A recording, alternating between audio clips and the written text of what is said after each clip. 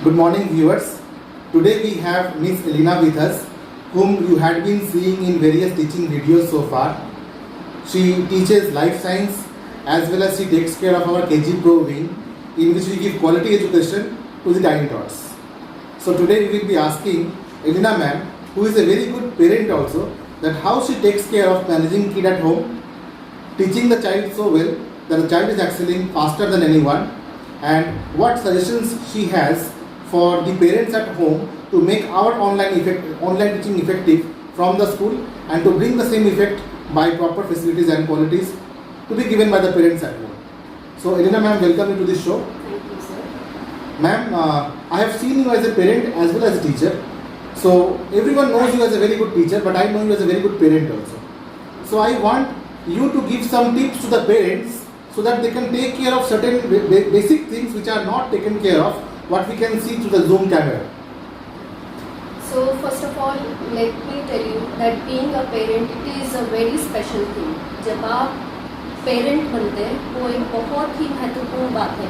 Because to the world you are only one being, but to someone you are the whole world. किसी के लिए आप एक दुनिया का एक व्यक्ति है, लेकिन किसी एक पर्टिकुलर व्यक्ति के लिए आप उसकी पूरी दुनिया है. तो इस बात को ध्यान में रखते हुए प्लीज़ अपने बच्चों से सबसे पहले तो उनके साथ जैसा आप चाहते हैं कि हमारे बच्चे का बिहेवियर ऐसा हो, हमारा बच्चा पोलाइटली बिहेव करे, तो आप सबसे पहले उसके साथ पोलाइटली बिहेव करना स्टार्ट कीजिए. डांटिए मत, बिल्कुल मत डांटिए, क्योंकि जैसा फोर्बेल ने कहा है, फोर्बेल जो है वो किंडरगार्टन में जिन्होंने इन्वेंट किया था, उन्होंने कहा है that every child is a flower and let him और हर ब्लूम, कि उनको ब्लूम करने दीजिए. दे आर लाइक फ्लावर्स, वो बिल्कुल सुंदर सुंदर फूल की तरह होते हैं और उनको उनकी अपनी ही अलग एक दुनिया है. सो उनको उनकी दुनिया से मत निकालिए. आप उनको घर पे पोलाइटली सबसे पहले बात कीजिए. Charity begins at home. किसी ने बहुत अच्छा कहा है कि जो चैरिटी है वो घर से ही स्टार्ट होती है. जो चीज़ आप बच्चे को सिखाएंगे, डेफिनेटली वो चीज़ आपको वो वापस ज़रूर करेगा. अगर आप उसको लड़ना झगड़ना सिखाएंगे, आप उसके सामने लड़ेंगे, वो भी लड़ेगा. आप आराम से बात करेंगे, प्यार से बात करेंगे, वो प्यार से बात करेगा. अगर आप चाहेंगे कि हमारा बच्चा अच्छी इंग्लिश बोले, अच्छा बने, तो मैं ये नहीं कहती कि आप बिल्कुल बच्चे के सामने एकदम फराटेदार इंग्लिश बोलिए. नहीं, आप स्टार्ट कीजिए 2-2, 3-3 शब्द से, 2-2, 3-3 सेंटेंस से, और उसको इतना हाई लेवल का मत रखिए कि आपके बच्चे के समझ में ना आए. बिल्कुल लो लेवल से, जैसे come here, go and stand there, bring this. उसको अपनी डेली रूटीन एक्टिविटीज़ में, स्पेशली मदर्स क्या कर सकते हैं अपने बच्चों को, क्योंकि मदर्स को सर यूजुअली होता है कि घर का काम भी बहुत ज़्यादा और साथ ही साथ बच्चे को पढ़ाना, उसकी एक्टिविटीज़ को लेके चलना, तो मदर्स का शेड्यूल बहुत ज़्यादा हैक्टिक होता है. ये बात मैं खुद मानती हूँ. तो बच्चे को हम कैसे इन्वॉल्व कर सकते हैं एक्टिविटीज़ में? अगर आप किचन में काम करते हैं, तो किचन में काम करते करते आप उसको किचन के आर्टिकल्स के बारे में बता सकते हैं कि रोटी बनाते बनाते, बेटा this is rolling pin, this is a rolling board, ये पैन है, इसमें हम सब्जी पकाएंगे, दिस इज प्रेशर कुकर. तो देखो बच्चे को कितनी सारी वोकैबुलरीज आ जाएगी, उससे उसकी इंग्लिश जो है ऑटोमेटिकली अपने आप इम्प्रूव हो जाएगी. और मैम, जैसे कि मैं देखता हूँ कभी कभी जूम कैमरा से आजकल तो घर का माहौल भी दिखने लगा है, तो हमें दिखता है कभी कभी जो है बच्चे अंडर गारमेंट्स में बैठ जाते हैं पढ़ने, और जो बैठने का तरीका है वो भी बहुत अच्छा नहीं होता, और प्रॉपर रोशनी भी नहीं होती, एक प्रॉपर स्टडी टेबल नहीं होता. और जब हम बच्चों को पढ़ाते हैं या फिर कुछ ऐसा इंटरेक्टिव क्लास करते हैं जहाँ पे बच्चों को आंसर देना होता है, तो हम म्यूट नहीं कर सकते हैं उनको. उस समय बैकग्राउंड से बहुत ज़्यादा नॉइज़ आता है पेरेंट्स का या फिर उनके घर के लोगों का. तो इसे कंट्रोल करने के लिए घर पे हम वो कौन सी छोटी मोटी चीज़ें कर सकते हैं ताकि इस प्रकार की प्रॉब्लम ना हो? इसको करने के लिए सर बेसिकली हम क्या कर सकते हैं कि एक जगह पे बच्चे को एकांत में बैठाएं, उनके साथ उनकी मदर या फिर जो भी उस बच्चे को घर में टीच करता है. जैसे कई घरों में मैंने देखा है कि बुआ या मासी या चाची टीच करते हैं, तो वो उनके साथ बैठ जाए. जब वो उनके साथ बैठेंगे, आसपास उस कमरे में कोई नहीं हो, उस कमरे में प्रॉपर लाइटिंग हो, बच्चे के लिए एक स्टडी टेबल हो, फिक्स, और एक उसका शेड्यूल तो ज़रूर होना चाहिए, चाहे बच्चा नर्सरी क्लास का है या फिर बच्चा +2 या 10th का तो है। शेड्यूल मतलब क्या कहना चाहते हैं? शेड्यूल मतलब ये सर कि एक फिक्स कि आपको इतने बजे सुबह उठना है, इतने से इतने बजे आपका प्ले टाइम है, इतने बजे आपको स्टडी करना है। मतलब अगर 10 बजे आपको स्टडी के लिए बैठना है तो 10 बजे आपको स्टडी के लिए बैठना ही है, उसके में कोई एक्सक्यूजेस नहीं होना चाहिए। और ये सब चीज़ें छोटी छोटी बात है, इन्हीं छोटी छोटी बात से देखना बच्चा एक दिन बहुत अच्छा सक्सेसफुल जरूर होगा। आजकल हम कुछ फ्लिप टीचिंग एक्टिविटीज़ करवा रहे हैं, जैसे कि जो टीचर्स पढ़ाते हैं वो अक्सर हम क्लास में ऐसा कहते हैं कि मैंने जो पढ़ाया आपको आपने क्या समझा, आप खड़े होकर समझाओ या फिर बोर्ड पे आके समझाओ। इसी को हम ऑनलाइन माध्यम पे इस प्रकार से करते हैं कि आप फ्लिप टीचिंग वीडियोज़ हमें भेजो, तो वो हमें कुछ फ्लिप टीचिंग वीडियोज़ भेजते हैं और ये काफ़ी अच्छा होता है, लेकिन सभी बच्चे ऐसा नहीं कर पा रहे हैं। तो आजकल के ज़माने में, जबकि ये कोरोना में एक न्यू नॉर्मल क्रिएट हुआ है, कितना इम्पोर्टेंट आपको लगता है कि बच्चों को कैमरा फेस करना या फिर अपने मन की बात को अपने भाषा में व्यक्त करना, ये सीखना चाहिए, ज़रूरी है? डेफिनेटली मुझे ऐसा लगता है कि बच्चों को कैमरे को फेस करना आना ही चाहिए। और ऐसे टाइम पे, जबकि ये कोरोना काल है, इस टाइम पे जो ऑनलाइन क्लास है वो हमारी बेसिक नेसेसिटी बन गई है। जैसे कि हमारी बेसिक नेसेसिटी में यूजुअली क्या होता है कि रोटी, कपड़ा और मकान, लेकिन आज के टाइम पे ऑनलाइन क्लासेस, डिजिटल स्टडीज़, ये भी एक बेसिक नेसेसिटी हो गई है बच्चों के लिए। जो बच्चे इस चीज़ को फ़ायदा उठाएंगे, इस चीज़ के साथ रहेंगे, वो देखना ज़रूर ग्रो करेंगे। लेकिन जो नहीं कर पा रहे हैं उनसे मैं एक छोटा सा मैसेज देना चाहूँगी कि प्लीज़ आप अपने फियर को ओवरकम कीजिए, कैमरे को फेस कीजिए। और ऐसा नहीं है कि हम लोग जो बोलते हैं हमेशा सही बोलते हैं, गलती सबसे होती है, we all are human beings. So गलती को ना देखें लेकिन अपनी प्रोग्रेस की तरफ देखें, तो ज़रूर फ्लिप टीचिंग सभी बच्चों को करनी चाहिए। एक तो मैम ये भी धारणा हो रही है कि ऑनलाइन टीचिंग बेमतलब है, इससे कुछ नहीं होता। तो कुछ लोग ऐसे हैं जो कभी ऑनलाइन टीचिंग ना कभी अपने जीवन में किया हो, ना कभी कैसे करते हैं उनको पता हो, ना कभी PDF के बारे में सुना हो, ना कभी PPT के बारे में सुना हो, ना कभी मेंटीमीटर के बारे में सुना हो, ना कभी पैडलेट के बारे में सुना हो, ना कभी गूगल अर्थ के बारे में सुना हो, ना कभी उन्होंने कभी कॉन्फ्रेंस किया हो, ना कोई उनको पेडागोजी पता हो, और पढ़ाई से और स्कूल से दूर दूर तक उन्हें कोई नाता नहीं होता, लेकिन फिर भी वो इस प्रकार के रिमार्क देते हैं कि ऑनलाइन टीचिंग से कुछ नहीं होता। इन लोगों के लिए आपके पास क्या मैसेज है? सर देखिए, जिन्होंने खुद कभी ऑनलाइन टीचिंग नहीं ली है वो ऑनलाइन टीचिंग का महत्व क्या जानेंगे, सबसे पहली बात तो ये। और जो नहीं ले रहे हैं, मैं उनसे ज़रूर एक बार रिक्वेस्ट करना चाहूँगी कि एटलीस्ट एक बार तो वो ऑनलाइन टीचिंग या ऑनलाइन क्लासेस अटेंड तो करके देखें, फिर फ़र्क आपको खुद पता चलेगा कि जैसे आपका बच्चा स्कूल में होता है वही हम एटमॉस्फेयर उसको ऑनलाइन टीचिंग में भी प्रोवाइड करवाएं। सिर्फ घर पे बैठना, ऑनलाइन क्लासेस अटेंड नहीं करना, टीचर्स को बोलना कि क्या है ऑनलाइन क्लास, नहीं पढ़ते बच्चे, तो वो भी तो बच्चे पढ़ रहे हैं जो ऑनलाइन क्लास अटेंड कर रहे हैं, फिर उनके मार्क्स कैसे अच्छे आ रहे हैं या वो कैसे अपना सिलेबस कवर कर जा रहे हैं। मैं आपको सर एक छोटा सा एग्जांपल दूंगी। हमारे स्कूल के बहुत सारे बच्चे ऐसे हैं जो जब वो ऑफलाइन हमारे पास प्रेजेंट होते थे तो वो उतना अच्छा नहीं कर रहे थे, लेकिन ऑनलाइन टीचिंग में उनको इतना टाइम मिला घर पे कि वो अब इतना अच्छा कर पा रहे हैं कि जो बच्चे उनसे आगे थे वो उनसे भी आगे निकल रहे हैं। तो ये सारी बातें बोलना कि ऑनलाइन टीचिंग कुछ नहीं होता या फिर बेकार है, ये तो वो खुद अपना ही नुकसान कर। अच्छा, मान लीजिए कि किसी ने अपने बच्चों को टीचरों के संपर्क से दूर रखा, ये सोच के कि जब स्कूल खुलेगा तब हम फीस भरेंगे और तब हम पढ़ाएंगे, तो उन बच्चों का क्या हर्ष होने वाला है? उन बच्चों के लिए सर मैं एक ही बात कहना चाहूँगी कि जैसे आयरन देखा है आपने सबने, लोहा देखा होगा, लोहे को अगर हम बाहर छोड़ देंगे, पड़ा रहे वो, तो एक दिन उसमें भी जंग लग जाएगा।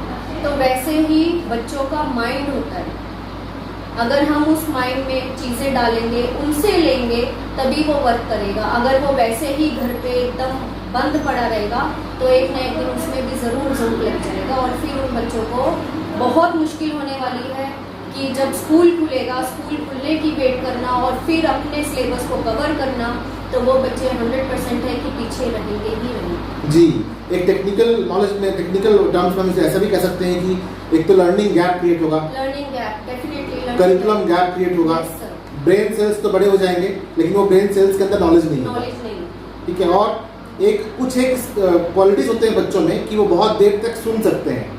अब वो क्या होगा, जब भी कोई लेक्चर सुनेंगे तो नींद आएगी और वो क्लास में बैठ नहीं पाएंगे, कॉन्सेंट्रेट नहीं कर पाएंगे, ध्यान नहीं दे पाएंगे। तो इस तपस्या से बच्चों को वंचित रखा जाएगा अगर आपने ऑनलाइन क्लास नहीं करवाया। साथ ही साथ कुछ ऐसे पेरेंट्स भी वो कहते हैं कि आप ऑनलाइन क्लास पे 1 घंटे का के लिए करिए, उसका क्या दुष्प्रभाव है और हम क्यों ऑनलाइन क्लास को 30 to 40 मिनट्स करते हैं?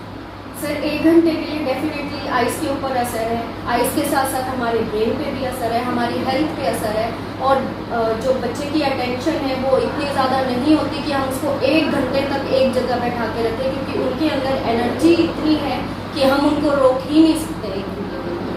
तो 1 घंटे के लिए ऑनलाइन क्लासेस को करना मतलब बच्चे के हेल्थ के ऊपर भी, ब्रेन के ऊपर भी और साथ ही साथ उसकी कंसंट्रेशन को भी कम करने वाली बात हो जाती है। तो ऑनलाइन क्लास जो है वो 30 to 40 मिनट्स के लिए बिल्कुल प्रॉपर टाइम है।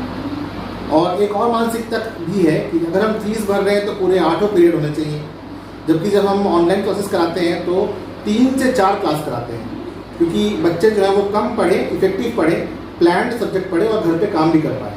क्योंकि ऑनलाइन टीचिंग से हम क्या कर सकते हैं, सिलेबस को थोप भी सकते हैं, जो कि हम करते नहीं। क्योंकि अगर हम उसी स्पीड से पढ़ाएं जिस स्पीड से हम क्लासरूम में पढ़ाते हैं ऑनलाइन में, तो बच्चे इतना कैच नहीं कर पाएंगे। तो हम कम पढ़ाते हैं ताकि वो कम काम घर पे कर पाए, इसलिए हम 8 पीरियड नहीं लेते हैं। तो कुछ पेरेंट्स को ऐसा भी लगता है कि भाई ऑनलाइन है तो फीस भी हाफ हो जाएगा क्योंकि आपने हाफ पढ़ाया। तो ये जो तोलने का तरीका है, इसके बारे में क्या आप कहना चाहेंगे?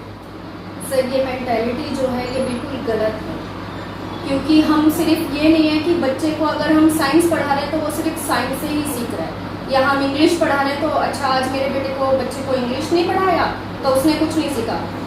इंग्लिश में क्या मेनली रीडिंग है, वोकैबुलरी है, वो तो उसने साइंस से भी सीख ली। तो आप कैसे कह सकते हैं, जैसे कि एक थ्योरी है sir multiple intelligence. Multiple intelligence की अगर मैं बात करूं तो बच्चे को किसी एक फील्ड में हम पर्टिकुलरली बांध के नहीं रख सकते बिल्कुल भी। अगर हम उसको लिंग्विस्टिक बना रहे हैं तो लिंग्विस्टिक के साथ साथ हमें उसका स्पेशल का भी ध्यान रखना पड़ेगा, यानी मैथमेटिकल रिलेटेड टू मैथ्स, उसके साथ हमें उसका साइंस का भी ध्यान रखना है। तो एक दिन में सारे सब्जेक्ट को पढ़ाना मैं नहीं समझती कि इतना ज़्यादा ज़रूरी है। बचपना को छीनना हो जाएगा एक प्रकार से, बिल्कुल है ना। और एक बात भी है, कुछ एक पेरेंट्स अपने बच्चों को अनायास ही कुछ भी ऐसा क्वेश्चन पूछ लेते हैं जो उनके सिलेबस में शायद होता नहीं। क्योंकि कभी कोई गेस्ट आए घर पे और पूछ दिया कि बेटा ये बोल के सुनाओ, जबकि उसके सिलेबस में होता नहीं है और उसके प्रेजेंट मेमोरी में वो बात होती नहीं है। तो ऐसे सवाल से बच्चे के दिमाग में क्या असर पड़ता है? फिर डेफिनेटली बहुत असर तो उतना अच्छा नहीं जाता, लेकिन पेरेंट्स को भी अपने बच्चे के लेवल को समझना चाहिए। जैसे कि मैंने पहले भी बोला है कि आप अपने बच्चे को देखते हुए उसको क्वेश्चनिंग ना करके उसके अगेंस्ट ना जाएं, जबकि उसके लिए आप हमेशा उसके सपोर्ट में खड़े रहें, क्योंकि आपके लिए आप उसकी दुनिया हैं, दुनिया के लिए आप सिर्फ एक व्यक्ति हैं। तो क्यों आप दूसरे लोगों की बातों में आके अपने ही बच्चे को नीचा दिखाते हैं? वो वहाँ पे क्या इनसिक्योरिटी फील करता है कि मैं अकेला हूँ। बच्चा भी तो इंसल्ट होता है। यस, इंसल्टिंग भी फील होती है बच्चे को, इंसल्ट फील होती है और बहुत ज़्यादा कहीं ना कहीं इस बात का उसके ब्रेन के ऊपर असर पड़ता है, और हो ना हो कि बच्चा आगे चल के डिप्रेशन में भी जा सकता है। वैसे तो मैंने देखा है आपको कि आपने छोटे मोटे चीज़ को भी टीचर्स को ट्रेन किया है। जैसे फोनिक्स के लिए भी आप पहले ट्रेन करते हैं फिर टीचर्स डिलीवर करते हैं। और ठीक इसकी विपरीत मैंने ये भी देखा है कुछ पेरेंट्स जो फोनिक्स का ट्रेनिंग नहीं लिए हुए हैं वो कोशिश करते हैं घर पे फोनिक्स पढ़ाने की, और बच्चों को KNEE कनी पढ़ाते हैं, या फिर कोई बहुत सारे ऐसे वर्ड होते हैं जैसे जो फोनिक्स के जरिए नहीं पढ़ा सकते हम, जैसे लेफ्टिनेंट हो गया, और भी ऐसे बहुत सारे वर्ड्स हैं। तो इस प्रकार के पेरेंटिंग कम और टीचर बनना ज़्यादा कोशिश करते हैं, उनके लिए क्या मैसेज है? मेरा एक ही मैसेज है कि आप पेरेंट हैं, आप पेरेंट ही रहिए। हम लोग टीचर्स हैं, वो काम हमारा है। अगर मैं बात करूं फोनिक्स की, तो फोनिक्स सिर्फ बच्चों को अ ब क ड सिखाना नहीं है, वो हिंदी एनालॉजीज है। हम क्यों अपने बच्चे को इंग्लिश को भी हिंदी करके हम खुद अपने बच्चे का एनवायरनमेंट खराब कर रहे हैं अपने घर में।